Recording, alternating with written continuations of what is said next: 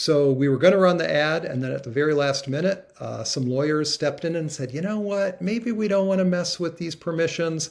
So the ad that you actually see in the published book, I invented. I wrote the ad in the spirit of the actual ad, but it's not the real thing. Welcome to the True Fiction Project, a podcast series that explores the origins of fiction. Every week, we begin with an interview, nonfiction, followed by a creative piece, fiction, inspired by something from the interview.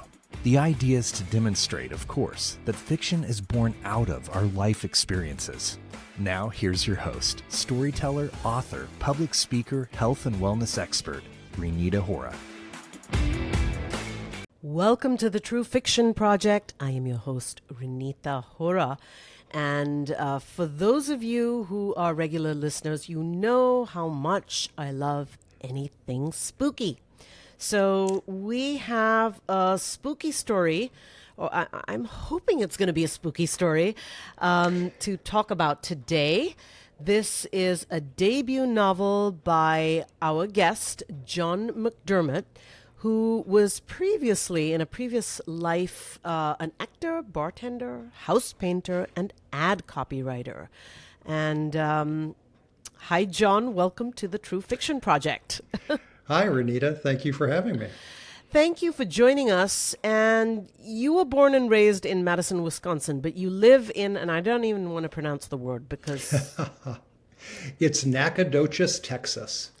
Yes. Nacogdoches. I mean, what does that mean? I have to ask. You know, that's a great question. I'm not exactly sure what Nacogdoches means.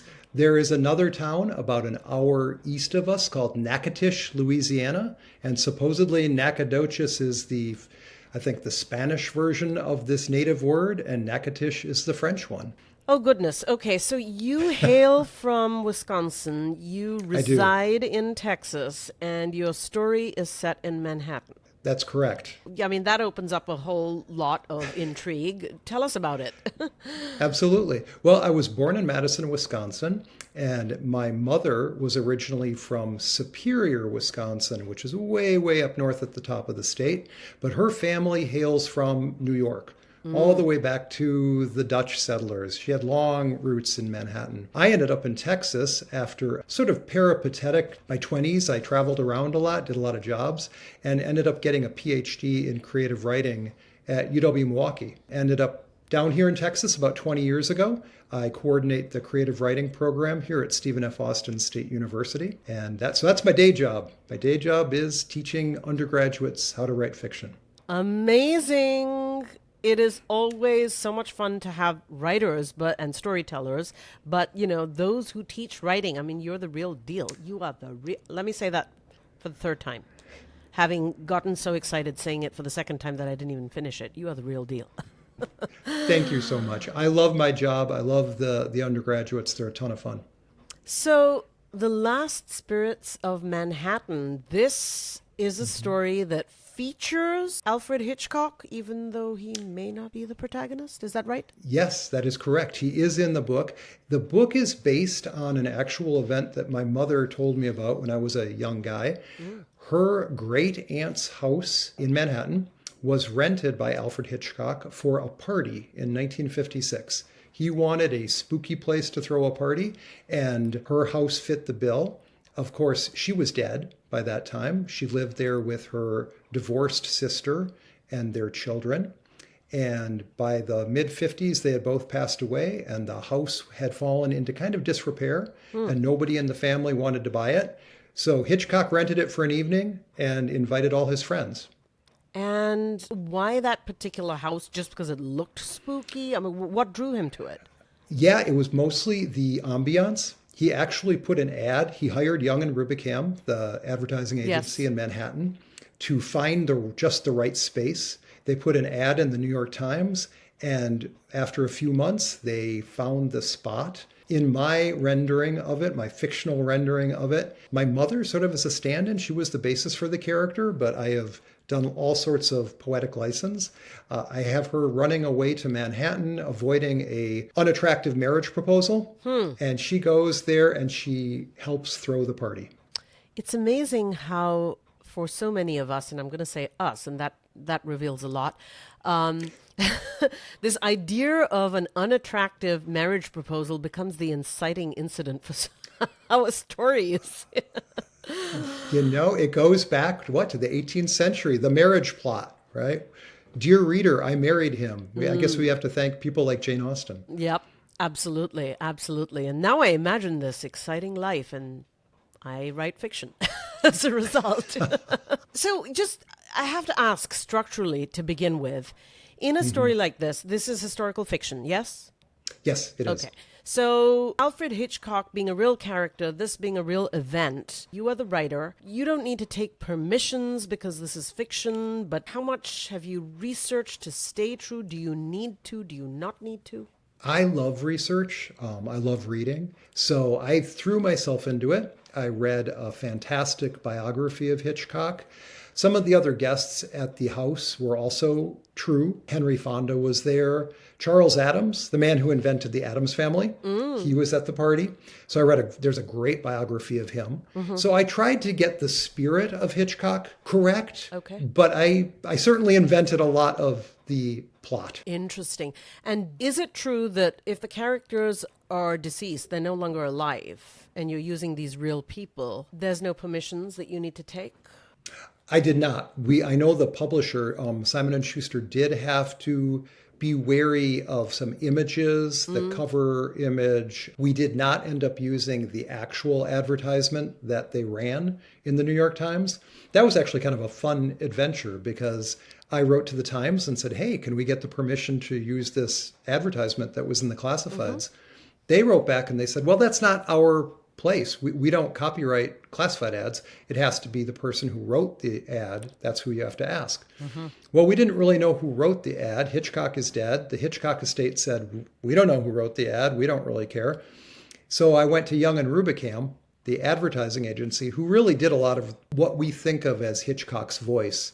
The openings for his TV show were written by a guy at Young and Rubicam. But Young and Rubicam doesn't exist any longer. Right. It got eaten by another advertising conglomerate. I see. Interesting.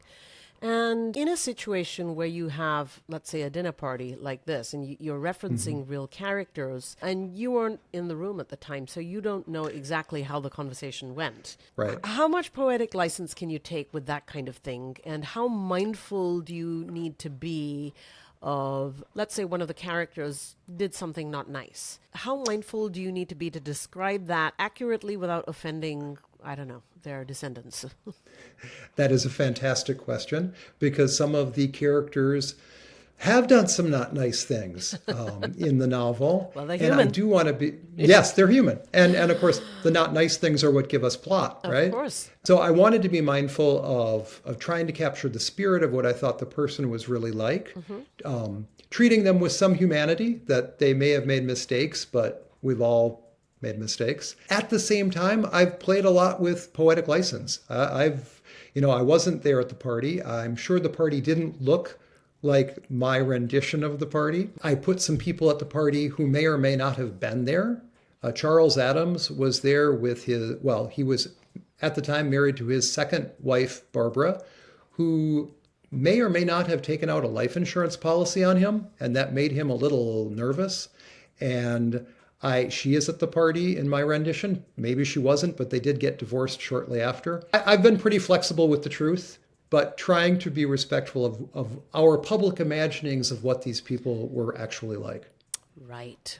So what happens in the book? There's this party hosted by Alfred Hitchcock in the spooky mansion with the celebrity guests. Right. That's all I know. Well, what happens are actual ghosts start to show up. Hitchcock thought he was just throwing a party. Here's where I took a lot of poetic license. I decided the guest list expands to the afterlife, and the ghosts I use are primarily ghosts from my actual family history. My mother had a cousin, I guess she would be my great cousin, died of the Spanish influenza there in 1918. And her name is Snug. She is the first character we're introduced to.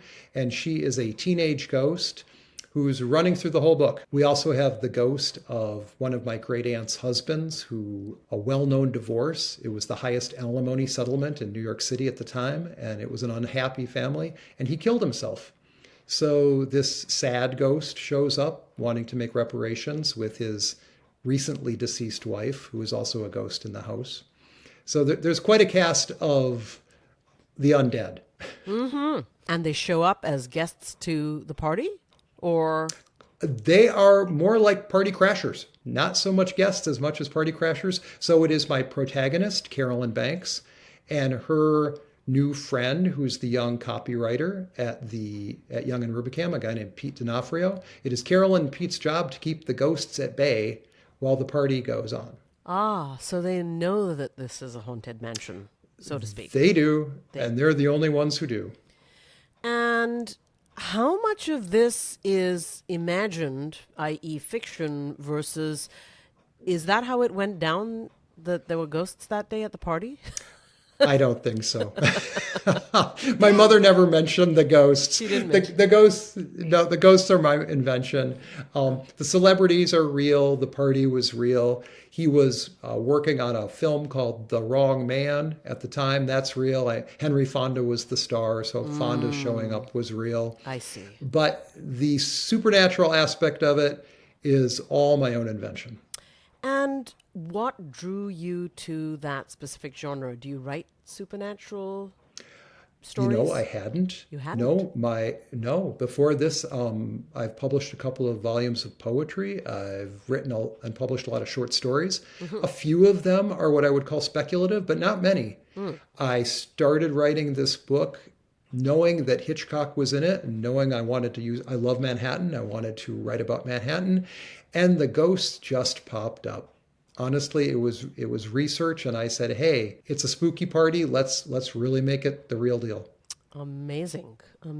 This is your debut novel. You've also done various other writing, fiction, poetry. Correct. How difficult was it to pull together a novel, even though you're a seasoned writer in other forms? Well, I can admit I've been writing novels for a long time. Haven't always successfully sold them. This is probably my fourth complete manuscript. The whole time I was writing poetry and my short fiction, I was laboring away in the mines of long-form fiction. I certainly sent my stuff out and tried to get an agent. I think I've heard other guests of yours say in the past, those things are learning experiences and they're good. They're in desk drawers. This was a long slog. I would say about a 20-year attempt. This book, it took me about 4 years to write it, from finally deciding that was the project I wanted to do to the point where I got an agent and sold it and edited it with the publishing house, and now it's coming out. What do you think pushed the needle on this specific one? I'd like to say I'm a better writer. I think, though, I would probably say it's the right idea at the right time with just the good fortune of showing it to the right people. I always tell my students that the only thing you can control is the writing, and that everything else is sort of the roulette wheel, that you're going to throw your stuff out there into the world and hope that it sticks, but all you can control is the writing. And the book is already out? It is. It came out in mid-October of 2025. It's available wherever books are sold, as they say. Fantastic. So where is that? Where can we find the books? Where can we find you, your socials, any kind of information you'd like to give to our audiences? Absolutely. I'm a big supporter of bookshop.org. That is an online site that supports independent booksellers, but you can find it at all of the big marketers, Barnes & Noble and Books A Million, all those sorts of places. You can find me at johnamcdermott.net. That's my author website. Simon and Schuster at Atria, the imprint Atria. They have an official site for me as well. And you can find me on Instagram. You're going to read us an excerpt from the book. Tell us what that is. Tee it up for us. Give us some context. You bet. I'm going to begin where books begin, on page 1. This is the prologue from The Last Spirits of Manhattan. It opens with our introduction to the first ghost. And now to the premise of the True Fiction Project, which of course is to create fiction out of nonfiction. The blue girl was dead. Her name was Isabella, but everyone she remembered called her Snug. That was years ago. What remained of her body lay in a coffin in Woodlawn, a train ride away in the Bronx. She was something else lingering here, a ghost, she supposed. That was it.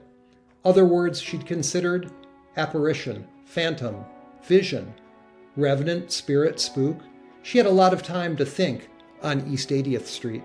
Snug spent most of her days in the basement, in the coal room of number 7, its walls stained by decades of deliveries, mounds and mounds of fuel long since burned. The history of the house clung to the plaster in dirty shadows. The furnace was an octopus with a great wide belly and tentacle pipes thrust and intersecting through the 5 floors above. It had a creaky hinged door Snug liked to open when she was alive, careful not to singe herself on the sturdy metal handle. With tedious practice, she had learned to open it again, wrap her hand, the energy of her hand rather, if not the actual flesh, around the bar and tug. There was the fire still raging, like she had in the early days of her afterlife. Oh, such anger! Rage, rage! But the furnace had a purpose. Rage with intention, heat the home, keep the occupants alive. Snug's rage had served no one, least of all herself. So it was rarer these days, if not altogether gone. Lately the house had fallen silent, grown cold. For most of the years after her death, number 7 thrummed with a sturdy pulse. Her aunt and uncle, her mother and her younger brother were seldom still, the servants galloping up and down the narrow staircase. Snug had felt the beat of life, and it roused her on days even when she didn't want to stir. Now, with their absence, she sensed a warning of another waning, this time, perhaps, of her surprising second existence. All right. Well, that is page 1, and I cannot wait to delve into page 2 and beyond. Oh, John, thank great. you so much for joining us today on the True Fiction Project. It's been such a Thank pleasure you to so have much, Reenita. Oh, it's been a pleasure to chat with you. Likewise, and best of luck with the book. I can't wait to read it. Thank you. That is John McDermott talking about his latest book. It is called The Last Spirits of Manhattan. And when I say latest, this is actually his debut novel, even though he has been writing for a while. He lives in Texas and teaches creative writing at Stephen Austin State University. This is the True Fiction Project. I'm your host, Reenita Hora. Thank you for listening to the True Fiction Project with Reenita Hora. Be sure to subscribe to the newsletter to receive more inspiring stories showing how fiction is born from our everyday experiences. For more information, visit www.truefictionproject.com.